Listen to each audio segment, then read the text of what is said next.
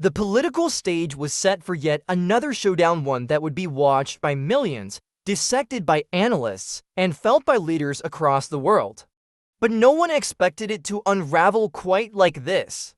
Inside the storied walls of the Oval Office, where diplomacy has long been shaped behind closed doors, today was different.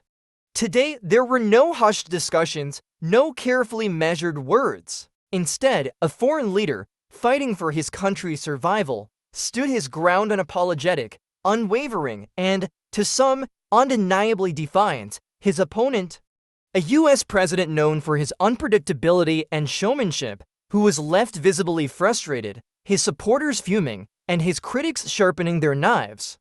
What I saw in that room was nothing short of an insult. One senior official later remarked, "I don't see how we can continue to work with him after this." But across the Atlantic, the response was swift and unequivocal. European leaders rushed to voice their support. "You are not alone," declared the Prime Minister of Poland. France's president doubled down, insisting that Ukraine's fight was Europe's fight. Even Germany, often reluctant to take sides too strongly, made its stance crystal clear. "We stand with Ukraine, in good times and in crisis." And yet, in Moscow, the reaction was quite the opposite. Russian officials reveled in what they saw as a humiliating defeat for their longtime adversary.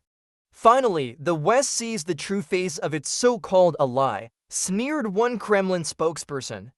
"The house of cards is falling." But while politicians and pundits argue over what this means for the future, the reality on the ground in Ukraine remains unchanged.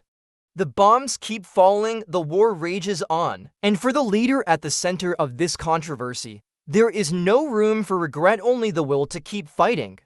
For now, the world watches, the stakes higher than ever.